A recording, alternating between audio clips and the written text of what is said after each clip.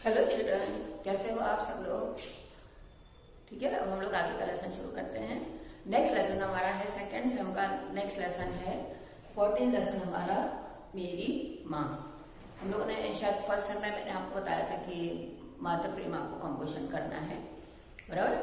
तो वो इसी लेसन से कनेक्टेड है, लेकिन कोर्स में आपके पूरे बोर्ड में वो आपको आएगा, बराबर। तो ये एक ऐसे क्रांतिकारी के बारे में है, बराबर, जो जिनका नाम है राम प्रसाद बिस्मिल। तो उनके बारे में ये पूरी है। आपको पता है, जो अगर हम अपने बारे में कुछ लिखते हैं तो वो हमारी ऑटोबायोग्राफी होती है, बराबर ना। आत्मकथा जिसको बोलते हैं, अपने ही बारे में लिखना, अपने जीवन के अनुभव लिखना, ठीक है ना। तो यही जो है एक आत्मकथा है हमको, जो कि बहुत ही प्रसिद्ध क्रांतिकारी हुए हमारे देश के राम प्रसाद बिस्मिल, जिनका नाम जो है काकोरी रेल कांड से लिया हुआ है, बराबर ना। उसी का एक अंश यहाँ पे दिया हुआ है आपको। तो इसमें जो है वो जो क्रांतिकारी थे, आप लोगों को पता है कि आजादी के पहले जो है देश में जो है बहुत आंदोलन हो रहे थे, मतलब क्रांतियां हो रही थी बहुत सारी, है ना। आपने सुनी होगी भगत सिंह, ये सब लोग थे। लेकिन इनके पास कोई कम्युनिकेशन का साधन नहीं था जिससे कि वो लोग जो है एक दूसरे से संपर्क कर सके, बराबर। तो वो लोग ग्रुप में इकट्ठे होते थे और फिर अंग्रेजों को कुछ ना कुछ नुकसान पहुंचाने की कोशिश करते थे, ताकि ये लोग हमारे देश में से चले जाएं, बराबर। तो उसमें जो है इनका एक बहुत बड़ा हाथ था। जैसे कैसे मदद करते थे, जैसे कोई खजाना लूटना, बराबर है ना, ये काकोरी वाला खजाना ही है। तो उसमें जो है इस तरीके से वो लोग अपना ऐसे करते थे, और उसके बाद में फिर उनको जो है यहाँ पर अपना योगदान देने की जो है वो ये मिलती थी, बराबर है ना। प्रोत्साहन मिलता था, बहुत सारे लोग इकट्ठे होते थे, बराबर। और उसके बाद फिर वो लोग है ना, सब लोग जो है इकट्ठे होकर और फिर कुछ प्लानिंग करते थे कि हमको क्या करना है, बराबर। तो इसके ऊपर बहुत सारी मूवीज भी बनी थी। तो फिर जैसे जैसे अंग्रेजों को पता चल जाता था, अंग्रेज लोग जो है उनको पकड़ ले। चंद्रशेखर आजाद का आपने नाम सुना होगा, बराबर। तो बहुत सारे हमारे ऐसे क्रांतिकारी हुए जिन्होंने कि हमारे देश को आजादी दिलवाने के लिए जो एक तरह से हम लोग उनको जो है एक नींव का पत्थर कह सकते हैं, है ना। आजादी की नींव का पत्थर, कि उन्होंने आजादी की नींव रख दी। उसके बाद फिर जो है ये आशा रखी देश के लोगों से कि हम तो जो है वो जा रहे हैं, लेकिन आप लोगों को इस देश को आगे बढ़ाना है। यहाँ तक समझ में आया सबको कि कौन थे राम प्रसाद बिस्मिल, बराबर है। तो इसमें जो है काकोरी ट्रेन का वर्णन है इसके अंदर। तो उसमें क्या हुआ था, काकोरी ट्रेन के इसमें जो एक हादसा हुआ था, जिसमें एक कंपार्टमेंट में जो है वो उनका बहुत बड़ी ट्रेजरी अंग्रेजों की जा रही थी, है ना, बहुत बड़ा खजाना जा रहा था। तो इन लोगों ने पूरी प्लानिंग की कि हम इसको लूटेंगे, है ना, क्योंकि वो सारा पैसा वो लोग जो है देश के लिए खर्च करते थे, ठीक है। तो उन्होंने ऐसी योजना बनाई। अब ये लोग जो है सब अपना अपना वेश बदल के और जो है वहां पे बैठ जाते हैं, बराबर है।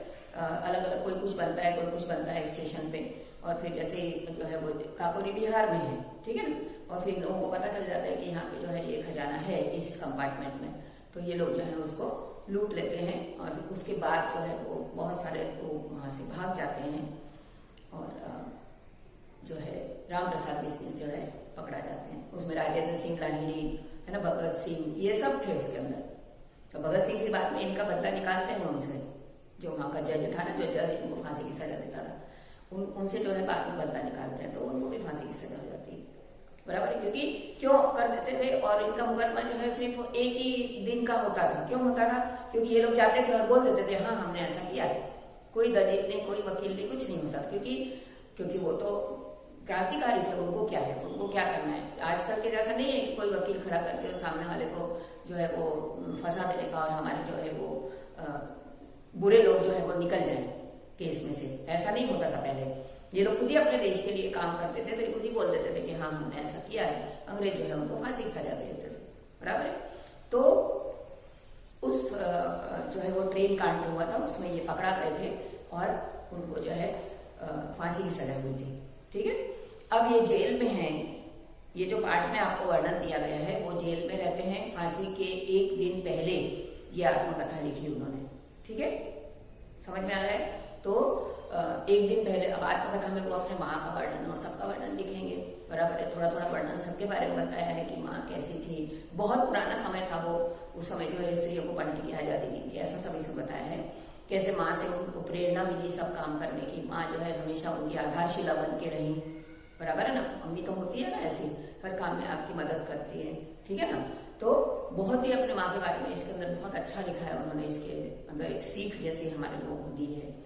तो वो सब वर्णन जो है वो मतलब ये फांसी के एक दिन पहले उन्होंने लिखा है। और फिर अपने मन की इच्छा जाहिर की है कि भाई मुझे फांसी हो तो मुझे कैसा लगे, बराबर है ना। वो आपको एंड में आएगा इसके। तो ये सब आपका वर्णन इसमें दिया हुआ है। शॉर्ट है इसमें। जन्म शाहजहांपुर में हुआ था। वो कोई राइटर नहीं थे, लेकिन फिर भी कभी छोटी मोटी कुछ कविताएं लिखा करते थे। तो इसमें राम और अज्ञात नाम की 2 कविताएं उन्होंने ये लिखी, पत्रिकाएं निकली थी, मैगजीन निकली थी इनकी, उसमें उनकी कुछ रचनाएं होती थी, ठीक है। आत्मकथा जो है फांसी से 2 दिन पहले लिखी उन्होंने, ठीक है। अब इसको आपको मैं डिटेल बताती हूँ। उनका जन्म जो है शाहजहांपुर में, ये बता दिया मैंने। उनके जन्म से कुछ वर्ष पहले उनके पितामह रोजी रोटी की तलाश में ग्वालियर के अपने गांव से आकर यहाँ पर बस गए थे। पहले ग्वालियर में रहा करते थे, उसके बाद फिर यूपी में चले गए। पिता साधारण पढ़े लिखे थे, कचहरी में स्टॉम्प बेचकर परिवार का पालन पोषण करते थे और थोड़ी बहुत उन्होंने शिक्षा दिलवाई थी। उर्दू मीडियम की परीक्षा में 2 बार असफल होने पर उन्होंने, पहले वो उर्दू पढ़ते थे लेकिन उसके बाद में फिर उन्होंने इंग्लिश में पढ़ने लगे। स्वाध्याय से बांग्ला सीखी, ठीक है ना, बांग्ला भाषा भी सीखी। आरंभ में आर्य समाज की प्रवृत्तियों से जुड़े, बाद में क्रांतिकारी संगठन में सक्रिय हो गए। क्रांतिकारियों संगठित होना, सक्रिय होना मतलब क्या, उनके जो संगठन होते थे उसमें उन्होंने अपना योगदान देना शुरू किया। काकोरी रेल डकैती कांड का मुख्य अभियुक्त मानकर इन्हें फांसी की सजा दी गई और ये देश के लिए शहीद हुए। ये बहुत बड़े क्रांतिकारी थे, देश के लिए शहीद हुए थे, ये आपको मालूम होना चाहिए। आरंभ में राम तथा ज्ञान पत्रिकाओं ने लिखी, ऐसा सब उन्होंने किया। अब माँ के बारे में है, इससे कनेक्टेड क्वेश्चन भी आ जाता है कभी कभी कि माँ केवल जन्म ही नहीं देती है बल्कि हमारे व्यक्तित्व का निर्माण करती है। समझ में आ रहा है, हमारी पर्सनैलिटी, हमारे व्यक्तित्व, समाज में हम अच्छी जगह पर रह सकें, अच्छा व्यक्ति बन के जो है अपना जीवन बिता सकें, ऐसे गुण हमारे अंदर जो है वो एक माँ ही जो है ऐसे गुणों का निर्माण कर सकती है, ये वो बता रहे हैं। अपनी आत्मकथा के इन अंशों में प्रसिद्ध राम प्रसाद बिस्मिल अपने जीवन निर्माण में अपनी माँ के अवर्णनीय योगदान के प्रति नतमस्तक हो रहे हैं। नतमस्तक होना मतलब शीश झुकाना, है ना, अपनी माँ के आगे शीश झुका देते हैं वो कि वहाँ आपके कारण ही जो मैं इस स्थान तक पहुंचा हूँ। और जन जन्मांतर उनके ऋण से ऋण होने की कोई संभावना नहीं दिखती। ऋण मतलब जैसे हम बोलते हैं ना, आप अपने माता पिता का ऋण कभी नहीं चुका सकते हो, बराबर है। मतलब उनके इतने ऋण हमारे ऊपर होते हैं। जैसे आप ऋण मतलब होता है जैसे आप लोग बैंक से लोन लेते हो, ठीक है ना, उसको चुकाना ही पड़ता है कुछ भी करके। माँ का ऋण ऐसा होता है जो हम कभी पूरी जिंदगी या कई जन्मों तक नहीं चुका सकते हैं, कि उनके द्वारा जैसे वो हमारा पालन पोषण करती है, जन्म से पहले भी, जन्म के बाद भी, बराबर है ना। तो उससे हम पूर्ण ऋण नहीं हो सकते। पूर्ण ऋण मतलब है उससे हम मुक्त नहीं हो सकते हैं, ऐसा उन्होंने बताया। अब एक बीच का अंश आपको यहाँ पे दिया हुआ है, स्टार्टिंग से नहीं दिया है, ठीक है ना। एक अंश यहाँ पे दिया हुआ है शॉर्ट में। लखनऊ कांग्रेस में जाने के लिए मेरी बड़ी इच्छा थी। क्रांतिकारी लोग तो ऐसे ही थे, बराबर है। तब ये ग्वालियर से आकर जो है कहाँ पे बस गए, लखनऊ में बस गए, है ना, उत्तर प्रदेश में बस गए थे। दादी जी और पिताजी मेरा विरोध करते रहे, किंतु माताजी ने मुझे खर्च दिए थे। वो दादी और पिताजी दोनों जो है वो एक तरफ रहते थे, मतलब एक उनके विचार जो है वो एक होते थे और इनकी मम्मी के विचार बिल्कुल अलग थे उनसे, ठीक है ना। तो क्योंकि माँ हमेशा जो है वो राम प्रसाद बिस्मिल का पक्ष ही लिया करती थी, ठीक है ना। उस समय शाहजहांपुर में सेवा समिति का निर्माण शुरुआत हुई उनकी कि हमको कैसे जो है अपना योगदान देश के लिए देना है। मैं बड़े उत्साह से सेवा समिति के कार्य में सहयोग देता। सेवा समिति कोई भी एक समिति बनती है तो उसके अंदर बहुत सारे मेंबर्स होते हैं, ठीक है ना। अब वो जो भी कोई एक चीज के ऊपर, एक टॉपिक के ऊपर जो है वो डिस्कशन कर रहे हैं या कुछ भी कर रहे हैं, जितने लोग इकट्ठे होते हैं उनकी मीटिंग होती थी, बराबर है। जो भी एक टॉपिक के ऊपर बातचीत करना है या जो भी डिसीजन लेना है तो वो लोग जो है उसमें लिया करते थे। इसके बाद फिर उसमें जो है उनकी सेवा करना, उनको पानी देना, बराबर है, उनको नाश्ता देना, ये सब काम भी जो है वहां पर होता था। पिताजी और दादाजी को मेरे इस प्रकार के कार्य अच्छे नहीं लगते थे। अब वो क्या सोचते थे कि भाई ये भी पढ़ाई लिखाई करे और हमारे परिवार का नाम रोशन करे, लेकिन वो सेवा समिति में चले जाते तो उनको अच्छा नहीं लगता था। किंतु माताजी मेरा उत्साह भंग नहीं होने देती। उनका जो उत्साह था, उनकी माँ ने बहुत उनका उत्साह बढ़ाया था हर एक काम करने के लिए, जिसके कारण उन्हें अक्सर पिताजी की डांट, फटकार तथा दंड सहन करना पड़ता था। कई बार पिताजी उनको डांट भी देते थे कि भाई तुम तो हमेशा अपने लड़के का पक्ष लेती हो, बराबर है। इस तरह से वास्तव में मेरी माता जी देवी है। देखो एक देवी का दर्जा दिया है, जैसे हम बोलते हैं पेरेंट्स हमारे भगवान होते हैं, ठीक है ना, तो एक देवी का दर्जा उन्होंने दिया। मुझ में जो भी कुछ जीवन और साथ में साहस आया वो मेरी माता जी और गुरुदेव श्री सोमदेव जी की कृपाओं का परिणाम है। ये दोनों को एक तुल्य मानते हैं। उनके गुरु का नाम हमेशा आपको एग्जाम में टिक मार्क करने के लिए आता है, ऑप्शन में आता है, फिल इन द ब्लैंक्स में आता है, ठीक है। तो उनके गुरु का नाम था श्री सोमदेव। समझ में आया?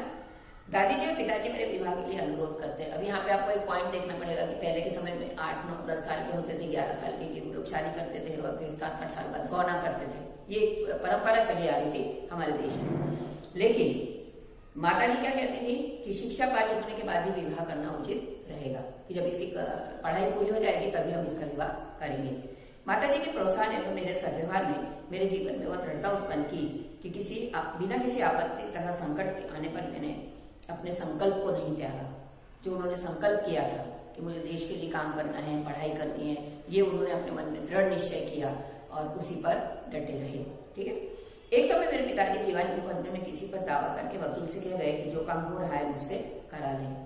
इनके पिता वकील थे, तो उन्होंने उनको कुछ काम से वो बाहर गए थे, तो उन्होंने ऐसा बोला कि हमारा लड़का घर में है, आपको कोई प्रॉब्लम हो तो बोलना। तो कुछ आवश्यकता पड़ने पर वकील साहब ने उनको बुलाया और क्या कहा कि मैं अपनी साइन कर दूं एक वकालतनामे पे। तो मैंने उत्तर दिया ये तो गलत है ना, किसी पर साइन करना तो गलत ही होता है ना किसी कागज पे, ये तो धर्म के विरुद्ध है, इस प्रकार का पाप मैं कदापि नहीं कर सकता। वकील साहब ने बहुत समझाया, मुकदमा तो खारिज होने ही वाला है, कोई मुकदमा इतना बड़ा नहीं चलेगा जो तुम्हारी साइन हर बार लगेगी, मुकदमा तो खत्म होने वाला है, तो तुम साइन कर दो। किंतु मुझ पर कोई प्रभाव नहीं हुआ, न मैंने हस्ताक्षर किए। अपने जीवन में हमेशा सत्य का आचरण किया, है ना, जो सही बात है उसी को जो है वो मानते थे, उसी पे ध्यान देते थे, बराबर है, चाहे कुछ भी हो जाए, लेकिन वो हमेशा सच बात कहने में कभी भी डरते नहीं थे। ये उनके चरित्र का एक गुण है, ठीक है। 11 वर्ष की उम्र में, अब इनकी मम्मी के बारे में बता रहे हैं क्योंकि लेसन ही उनकी मम्मी के बारे में, ठीक है। 11 वर्ष की उम्र में माताजी विवाह करके शाहजहांपुर आई थी। उस समय वह नितांत अशिक्षित एक ग्रामीण कन्या थी। देखो पहले तो गांव ही थे सब जगह, बराबर है, और लड़कियों को तो बिल्कुल नहीं पढ़ाते थे, तो छोटी उम्र में विवाह कर देते थे, ठीक है। तो उस समय जो है वो पढ़ी लिखी भी नहीं थी और गांव की थी, ठीक है। शाहजहांपुर आने के थोड़े दिन बाद दादी जी ने अपनी छोटी बहन को बुलाया। अब दादी इनके साथ ही रहती थी, 20 मील की दादी जो है इनके साथ रहती थी। तो दादी की एक बहन थी, यहाँ पर आपको थोड़ा सा समझना पड़ेगा। दादी की एक बहन थी, वो वहां पे आई। उन्होंने माता जी को गृह कार्य की शिक्षा। अब देखो 11 साल की लड़की जो है क्या घर का काम करना सीख पाएगी, वो भी गाँव का तो कितना हार्ड काम होता है, जमीन लिपना, गाय बैलों का सब कुछ करना, बराबर है ना, खाना पीना देना उनको सब। तो उन्होंने उनको जो है घर का काम, दादी की बहन जो थी, ये ऑप्शन में आता है आपको, दादी की बहन ने जो है उनको गृह कार्य सिखाया था, ये आपको ध्यान रखना। थोड़े दिनों में माता जी ने घर के सब कामकाज को समझ लिया और भोजन आदि का ठीक ठीक प्रबंध, सबके लिए खाना भी बनाना सीख गई। वो घर में जो सब करना पड़ता था, झाड़ू पोछा करना, फिर बर्तन वर्तन धोना, ये सब जो है उन्होंने धीरे धीरे सीखा।